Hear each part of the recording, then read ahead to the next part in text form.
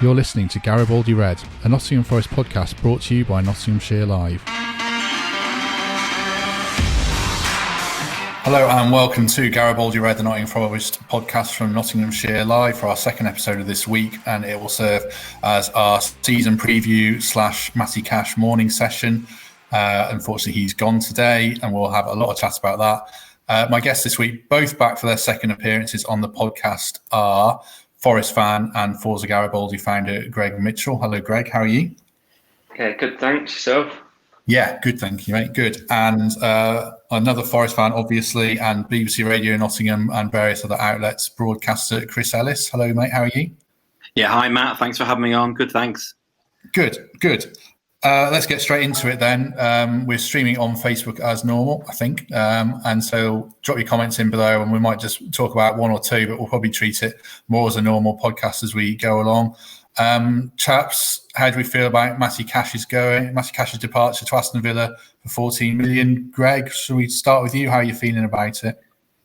I'm just glad that the long saga's over. We all knew at the end of this season, we thought he was the player that we were going to probably try and sell and get some good money for, and we've got some great money. I mean, 14 rising to 16 is what's being reported, isn't it? And for a player who's had, I mean, he's been fantastic for us, but he's had two really strong seasons. I think it's brilliant. The only thing is, obviously, how do we replace him? Derico is superb coming off the bench, but I still think we need to strengthen in that area. What do you think about the fee, Chris? Greg thinks it's a good deal. Do you think it was the best they were going to get in the circumstances? Oh, 100%, really. I mean, it sounded like that, was it Sheffield United started with 7 or something like that, if reports are to believe. So, Forest always said they were going to hold out for what they wanted. I think we heard they said they wanted 15, but 14 with add-ons to 16. Don't know what the add-ons are personally, but I think it's fantastic, for a chap that, he's not played hundreds and hundreds of games for Forest, but he became a fan's favourite pretty instantly. So there's two things here, isn't there? The loss of a favourite player, a guy that just gave his all. Clearly, he was as popular in the dressing room as he was with the fans.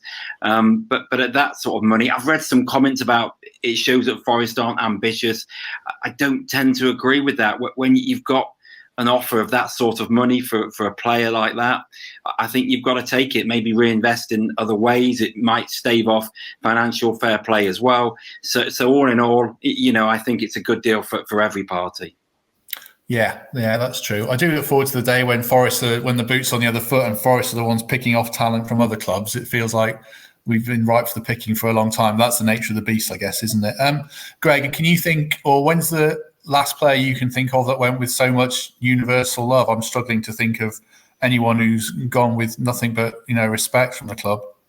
Yeah, I was thinking that when I was reading all the comments this morning. I mean, if we play them in the cup this season and fans are allowed in, I don't see him getting a hostile reception like when Britt Assombalonga came back with Middlesbrough. I've never heard anything like that, and you could see it put him off. But yeah, he's always been a model professional, I think, for Forest, and his comments this afternoon when he's left, it was just class, really, and you expected nothing else. I can't think of another player, really. Pearce to Newcastle. Yeah. In the comments below, Tom Bishop is asking the question I was going to ask next. Who fills the gap for Matty? The candidates would be Tendai Derico, who's been injured for absolutely ages, but is kind of a similar player. Carl Jenkinson, who was injured for a lot of last season and is a bit more defensive. And Jayden Richardson, who's 19 and is very bright and well thought of, but he's only played League Two football on loan at Exeter. If all three were fit and there was a game tomorrow, well, there's a game on Saturday anyway, who would get your vote, Chris? Do I have to go with them? No. Well, we come on to that. Yeah, go on. We'll talk. You've got a pitch for Yuri Ribeiro. Well, yeah. I mean, no, I was going to go Tyler Blackett. Oh, okay. Because he's played at left back before in his career. I did a little bit of research. I don't think he'll play there, to be honest. I went with that because he's a new signing. The two names you've mentioned, as you say, that they're injury prone. Deep down, I'd like to see Derica given a go, and I hope he can stay fit. But it's you'll come on to see my lineup later. But I guess Blackett has been signed with central defence in mind. But if I was a coach manager, I'd go with Blackett. But maybe that's why I'm not. But yeah, he would. At the moment, I'd like to give him a go, get him into my team somehow, and be intrigued to see how he fares at left back. What about you, Greg? How would you replace Cash? Who would you play at right back? If the game was this afternoon, then it'd be Dariqua for me. He'd be the one I'd trust the most in that position. He's certainly not the same player as Cash. Cash was obviously a natural midfielder running up that wing, but I think Dariqua would do a great job. But I do think they have to invest the money and not just be this team that survives through selling the players every year. Invest that money and get to the point where one day we're buying these £15 million players. So we're on the eve of the new season. Forest have done a lot more business than other clubs, and the window is still open. It's obviously an unusual set of circumstances. It's open to October. They've signed Colback, Bashiru, Blackett, Taylor, and Luke Freeman. I think that's it. If I'm missing anyone, do shout up. What do you make of the business there, Greg? Is it good work or not? Yeah, it's great work to get Cole back. That's been the most, I think, longest running transfer we've had, and we've got him. So that's good ambition. He wouldn't have been cheap, his weekly wages, I'm sure. A great experienced professional. And that's the kind of player we need. And it seems we've, in the last 2 or 3 seasons, recruited players on what they're like off the pitch as well as on it. And he's kept his family in Nottingham. He seems to like the area, and it's always a good sign that he's hopefully going to be here to stick around and make sure that he gets us up where we need to be. The lad from Charlton as well, I think he's a proven goal scorer, exactly what we need and exactly what Graben needed. Because we're not going to have many seasons like we did last year where we were so lucky not to get our main striker and really our only striker injured. So to have other options this year, it's only going to be a good thing. Who's the pick of the bunch for you, Chris, out of those 5 signings? I think Lyle Taylor. I think it's really exciting. Looking at his record, he scores goals every year. He's scored goals in various divisions, and he's shown he can score in the Championship as well. And Forest have been crying out for someone who can score goals like Lewis Grabban. They've relied on Lewis Grabban too much maybe in previous years. That's not a sly on Grabban. He's done fantastic and has led the line, but he does need some help. He's going to need some games where he doesn't play. He's perhaps going to be times when the two of them will play together. Hopefully a changing club, and maybe with all due respect, there'll be more pressure on him at Forest than previously in his career. I'm sure there will be. So it'll be intriguing to see how he deals with that. But I think out of all of them, Taylor is the most exciting. There's a few names coming in terms of players Forest still need. Chris Cooper saying Murphy from Newcastle. I think he's probably going to stay at Newcastle, unfortunately. Will Hobson saying Patrick Roberts on loan. Jed Wallace is another one as an attacking player. But is it out wide that you think they do still need to strengthen, Chris? Is that the one area that's weak for you, or is there anywhere else you'd like them to add to? No, I think you're right. They've got a good basis of a midfield. But in genuinely wing players who look dangerous, I think there's not a lot there. They need a bit of cover. Again, you'll see my team. I've gone for Lolly and Amiobi on the wide positions of mine. But once you kind of look deeper into the squad, how much depth is there with wing players. So I think you're really right. They might be okay in the centre, defensive midfielders, offensive midfielders, guys that can perhaps play in the number 10, but genuinely wing players, in the mould of a John Robertson, I think you're right. That's probably one area they might need to look to strengthen. What about you, Greg? We're venturing into our lineups here a bit, which we'll come on to, but where are Forest weak still, if anywhere? Yeah, we were so lucky to have a modern right back that basically acted like a winger, like you see in your Liverpools and places like that. So we're not going to be able to replace Cash because we're not going to spend the money to get a player that good. So whether he'll change his tactics a little bit, and I see that we're after that guy from Olympiacos now, and I mean that made me smile that Sabri likes his defensive players and he was described as a defensive attacker which I've never heard. So I think, we could strengthen all over. It's just obviously financial fair play and things like that. We're going to have to rely on some academy players again, and it's great to see players like Smith rewarded with new contracts, and rather than have to go out and spend valuable money on another backup goalie. So we've got to strengthen on the right and left wing, defensively and attackingly, but we're not going to be able to spend. People saying, "Oh, how are we going to spend the cash money?" We haven't sold him just to spend it again. It's going to help with financial fair play. So hopefully clever recruitment. Last question before we come on to our lineups then that I wanted to touch on. Were Forest right to stick with Sabri Lamucci? We've not spoken since the end of the season on this podcast. Where did you stand at the end of the season, and where do you stand now, Chris? Was it the right move?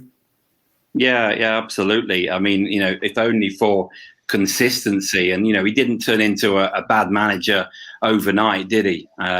Yes, that the run in the final few games of the season were not great by any stretch of the imagination. The final game was frankly a bit of embarrassment. I think all Forest fans were embarrassed for quite a few days. But it doesn't change the manager. The players clearly respect him. The players clearly like him. And he'll have learned from his mistakes as well. I mean, I think we all know he made mistakes, and he'll be aware of that as well. It was his first season in the Championship. It's a very demanding league. But you don't change. He clearly has the support of the club, right to a lot of the fans. Okay, I think a few fans perhaps went off him with what happened at the end, but I think that's just a little unfair. If you look at the bare statistics, Forest missed out on goal difference only, wasn't it? But I mean, that doesn't tell the full story. But he's very popular. He seems very knowledgeable. A season in the Championship and have adapted to it. And if he can learn from mistakes that were made last year, he'll do well. There may be a bit of pressure on him going into the start. I wonder whether come Christmas time, if Forest are floundering a bit, whether there'll be pressure for a change. But hopefully Forest will be right up there, and sticking with him will be fully justified. Do you have a counter argument to that, Greg, or do you agree with everything Chris said? I think the pressure is going to be huge on him. You've only got to look at our owner's track record with managers. That when the Stoke game happened, that wasn't normal football feeling. So I say if he'd have gone then, I honestly, I would have shrugged my shoulders and gone, "Oh, another one's barely lasted a season." But I am incredibly happy that they've kept him. You've got to look at the whole season and not that crazy post-COVID mini-season. He has got to really start well, because they've given him this huge second chance, which, like I say, the owner usually doesn't by the looks of things at Olympiacos. So the pressure's massive. He's been given a decent, pre-season recruitment, and he's got new staff behind the scenes. So start well, and I think we'll be fine.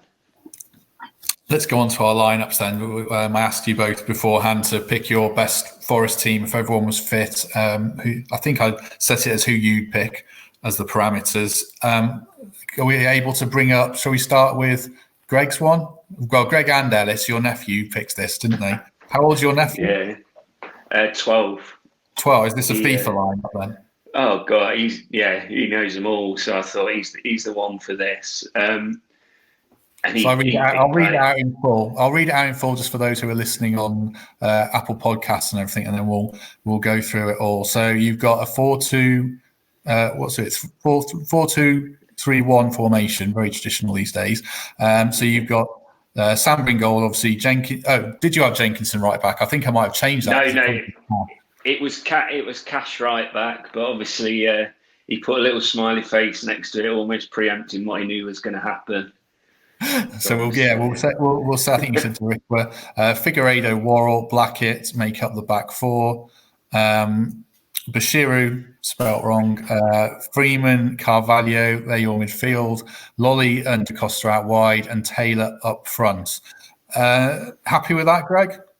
Yeah, we had a decent discussion about Graben not being in there, but he's excited about Taylor, and it's an attacking side, isn't it? Like I say, Sabri likes his defensive play and his counter-attacking play even at home, but it'll be nice to see a different way of starting this season. I think we've got to go out all out attack, surprise these teams that think they know how we're going to play, like we did at the start of last season. We went out all guns blazing. I mean, that Fulham game away, I've never seen a goal like that for Forest, a team goal. And I think we've got to remember those times last season and bring them into this season.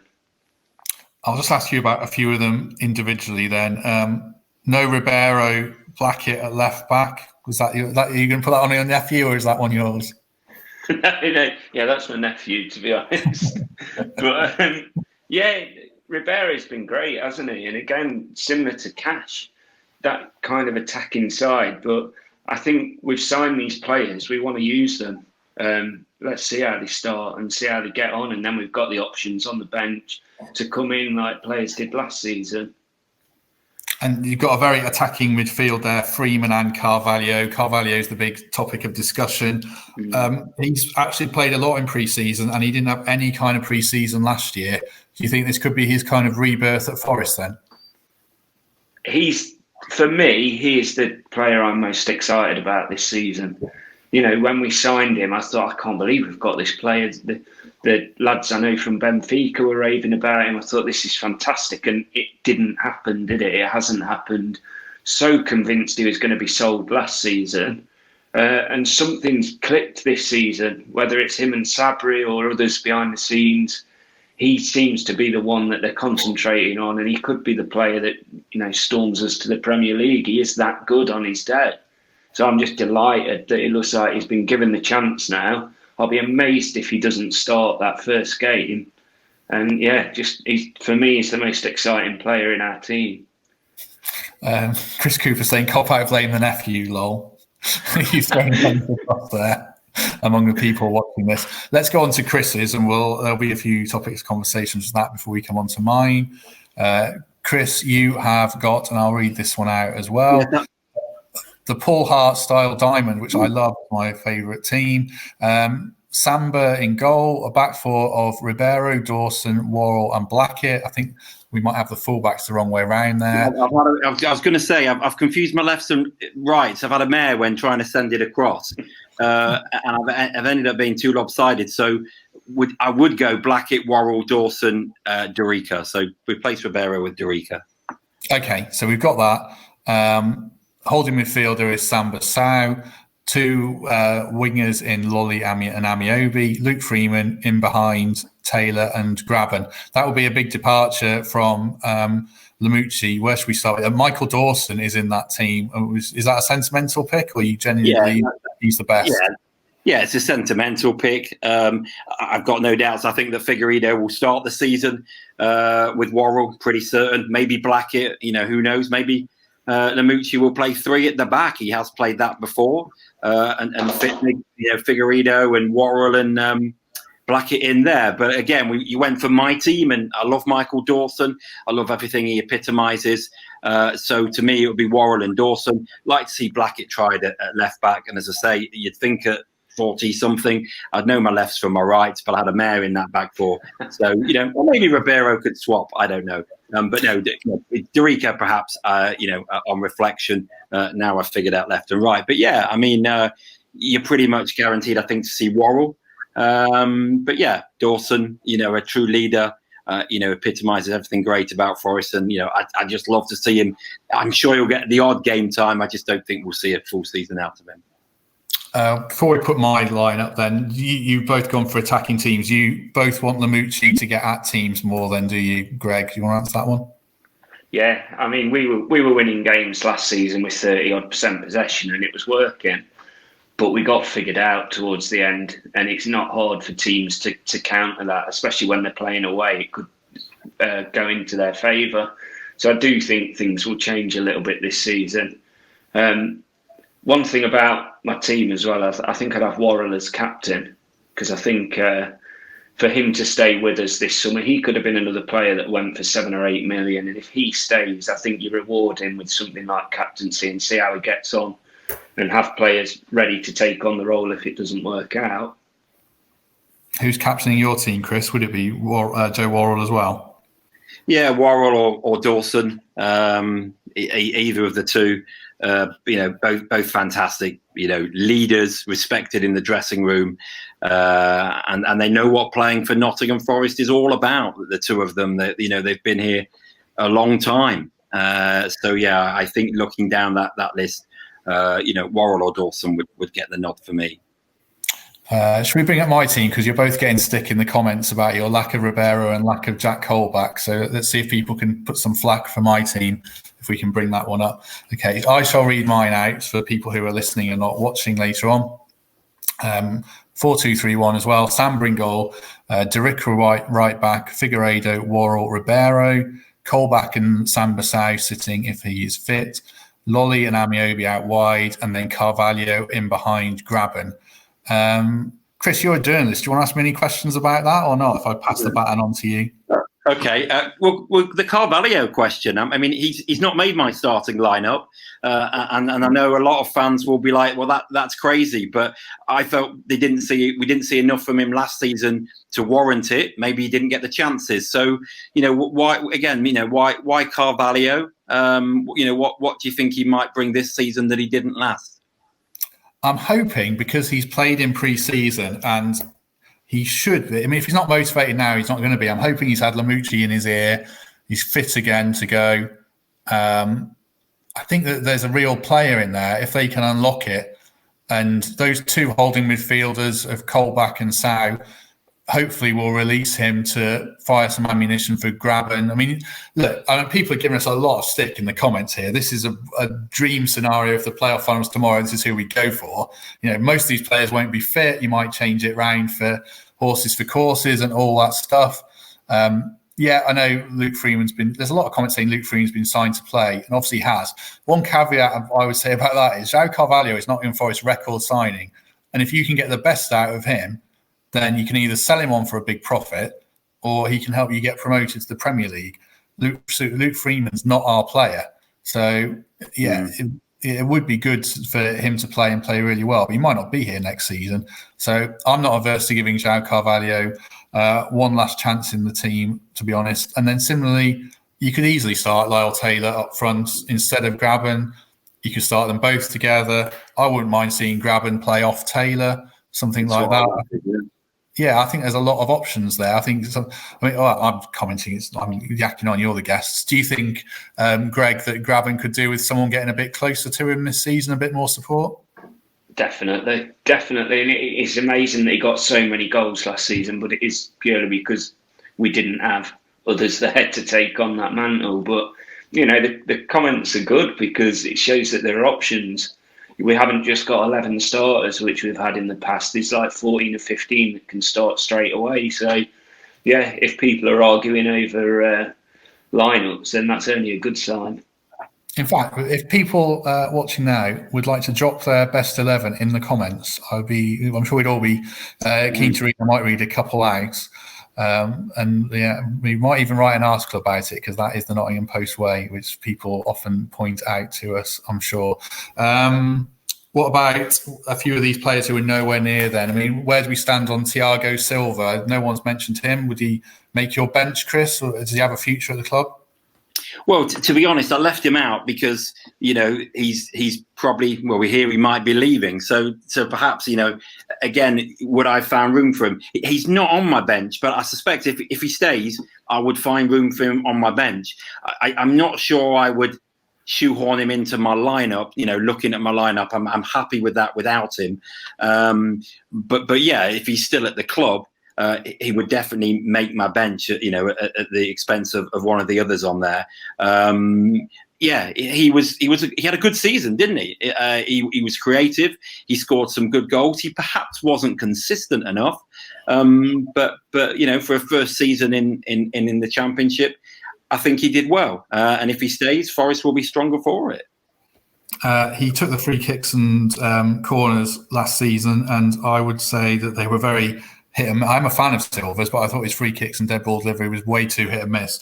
Who's taking your free kicks and corners next season, Greg, out of the current squad? Carvalho. Yeah, his dead ball play is superb. That's something that's always been good, whether he's been, on form or not. So if Carvalho is on the pitch, he takes them for me. And Chris, who would be taking them for you? Who's on free kicks if you've got a free kick in the last minute to win a game? I mean, Joe Lolly's got to be up there. I'm surprised, you don't see Joe Lolly more involved. I mean, he's got a great shot on him. You look down the other candidates in my team. There's some sort of, there's a lot I'm not too sure about. Lau Taylor, I'm not really sure. I got to be honest. I mean, probably not one for certainly not one for corners, and maybe not free kicks. But Joe Lolly has been good before at set piece situations. So for me, I think out of that lineup, of my lineup, Joe Lolly would be there. There's lots of people dropping teams into the comments, so we're grateful for that. And yeah, they all look good. Perhaps they're better than mine, I don't know. What about penalties? Lyle Taylor takes these penalties that look great if they go in, and if they don't go in, I'd be absolutely raging at him. Who's taking the penalties, Greg, next season? Because Graben's missed a few for Taylor. Forest. Yeah, Taylor definitely. I mean, Graben did he miss 2 in a game? I can't remember. It was. Yeah. But Taylor's penalties are just it must be so disturbing for a goalkeeper just seeing him walk up the way he does. And they go in. So, yeah, if he misses one, like all strikers will eventually, so be it. But his way of taking them, I think it's fantastic. So, yeah, without a doubt, if he's on the pitch, he takes the penalties. Chris, for you? And Taylor or Graben. I mean, I think Graben had a pretty disastrous first season taking penalties for Forest. I mean, it was ironic, wasn't he? He'd miss a penalty and then come back and score later in the game to get a point or win it or something like that. I think in that first season, there wasn't too many times where he cost Forest too much with missed penalties, but that couldn't afford to continue, could it? I think this last season, his penalty ratio was much better. But yeah, I mean, you've got 2 there, won't they? And they'll both be fighting for the ball. So for me, it would be Taylor or Graben. Let them fight over it, and figure it out. But there's 2 guys who, although Graben has a track record of missing some penalties for Forest, he has a history of scoring penalties, so that the 2 of them have got a good chance. Is there anyone in the squad that we've not mentioned yet who could be the surprise package of the season and really push on? I'm thinking like Yates, De Costa, that kind of player. Chris, anyone that springs out for you? I mean, it's hard, isn't it? I mean, I think Forest have got the basis here of a good starting 11, 13, 14 players. I mean, if you look at our squads, there's not too much. I guess there's probably about 15 players we've used between us, something like that. Yeah, I mean, Yates, he's such a divisive figure, isn't he? I think some fans really don't rate him. Other fans can see a role, and I'm like that. To me, he's a solid championship player, and perhaps doesn't deserve the stick that he gets. He may not be flamboyant, but I think he gets a role. Whether he gets in the side now, Forest have added people like Colback, because I actually put Colback in my team first of all, and then thought, well, I need to get Sambasau in again if he was fit. So for Sau, I could have put Colback. Obviously, formation could change, and there could be 2 defensive midfielders, and Yates showed that he could play defensive, but he also has in the past been pushed in a forward role. We saw signs of De Costa last season. I think he had a run of 4 or 5 games where he looked okay. He looked good. He looked lively. So yeah, and what about Mighton? But you can't see them getting that many chances. They're going to have to stake their claims off the bench and put their hands up to play, aren't they? Yeah, I mean, Craig Shepherd, Dean Brooke, David Disney, Greg Oram, all saying Mighton. Chris Phelan all saying Mighton, he'll be the next one that will be sold. Getting ahead of ourselves a bit there, Chris, but you might be right. Greg, is there anyone that would Mighton be your one? Is there someone else you think could emerge from the pack? Yeah, I thought, come to me first this time because I want to rave on about Mighton. Saw him at Chelsea, and he was causing their defenders absolute carnage. He was brilliant. He was so quick, really good on the ball, wanted the ball. Reminded me of not dissimilar player to Ollie Burke. When he got it, he thought something's happening here. And another pre-season, although it's been a short one, playing with the first team, I think he is the one. And it is sad that someone said he's the next one to be sold, but that's the way this club is whilst we're in the Championship, that you've got to look at the next player that's going to help you survive financial fair play, as grim as that that statement is, and you can see him being the next player that Premier League clubs would love to have. I just wish and hope that we are the Premier League team in next season or the season after, and we're looking at players like him rather than looking at players like him to sell. I think, I'm excited about Mighton. He's not a starting 11 player yet, but he certainly will be. True. I think I'd probably add Brennan Johnson to the list, with the caveat that how the hell he gets in the team, I don't know. Maybe he has to go out on loan, but I've seen him a lot for the under-23s, and he's very versatile, can play anywhere in midfield basically, and very skillful. I think he's got a big future ahead of him if he gets the chance. Let's move on then to talk predictions, so people can tell us how wrong we are again in the comments, and we'll come to Greg first.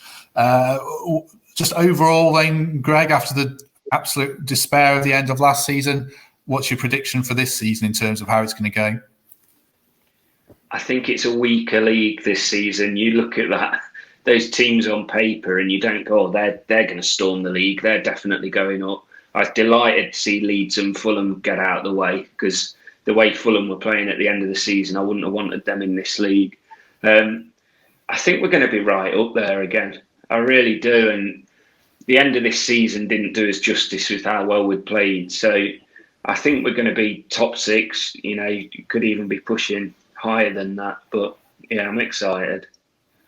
I love how Forest fans, and I'm exactly the same. We're absolutely down in the dirt, face in the mud, any kind of saying you want at the end of last season. We're straight back, like, right, we're going to get promoted. And I kind of feel the same. We're pushing for the playoffs again, especially with the new signings. Chris, how are you feeling about it? Yeah, I mean, you say down in the dumps and facing the dirt, and you're right, but they finished, like I said earlier, just outside of the playoffs on goal difference only, thanks to one of the most spectacular collapses in football. Really, just the fact that they needed to get the point at the team bottom, and then that goal difference swing, which people were like, nah, it can't happen, but deep down they knew that it could, and it did. And they'll want to, I mean, you as a team, you can either dwell on that hurt and let it roll over and fester, or you can let it sort of spur you. Was it Jack Colbock said they'd had meetings already about it? You've got to let that pain spur you on, and if they've got the characters in the dressing room to do that, I see no reason why they can't be top 2. You guys have said that it's not such a strong league, and I think that's spot on. 2 of the best teams in the league went up ultimately. 3 of the best teams. You look at West Brom, you look at Leeds, you look at Fulham. They were the strong teams. So it's not such a strong league. The teams coming down, will they be as strong? I'm not so sure. I think Forest can be top 2. I really do. So there'll be top 6 for sure, I reckon. And top 2 is more of a possibility than last season. I think they've added really well to their squad. It sounds like there's more to come.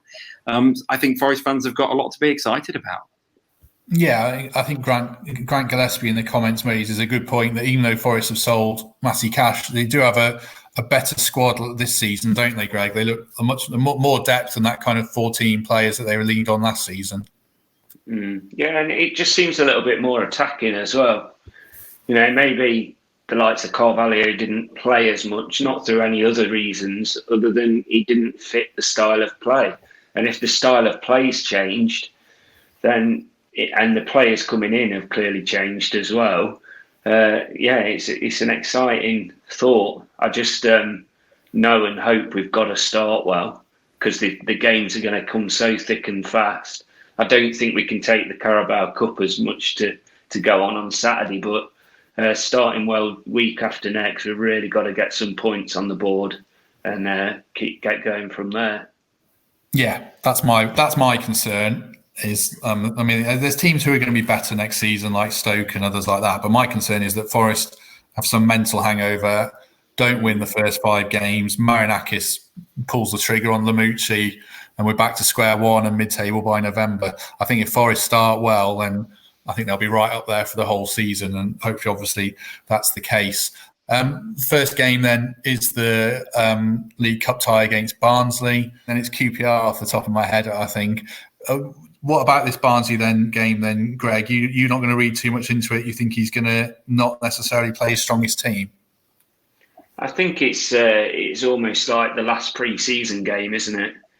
we're not going in that competition to win it. As sad as it is, it's all about the league for us. But yeah, it'll be interesting. Hopefully, try some players. I'm not sure. Oh, is it 5 subs again this season, or is it? I'm not sure on that one. Seven subs. What, so, usable subs? Oh no, I don't know.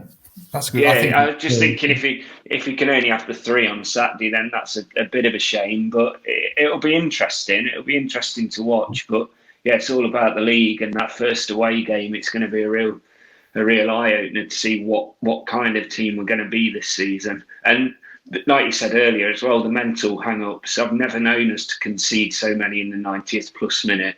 I hope they've looked at that in more detail this pre-season, and help the players out, because it is a mindset thing. It's not just unlucky that you lose that many goals in the 90-odd minute. So I hope that they've really looked at that, and I'm sure they will have.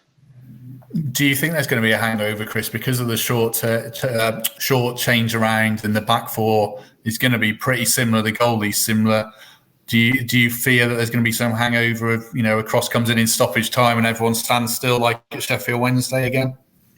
Yeah, I mean, of course, at the back of my mind, I feel that. I mean, how many times did it happen? 5, 6 times?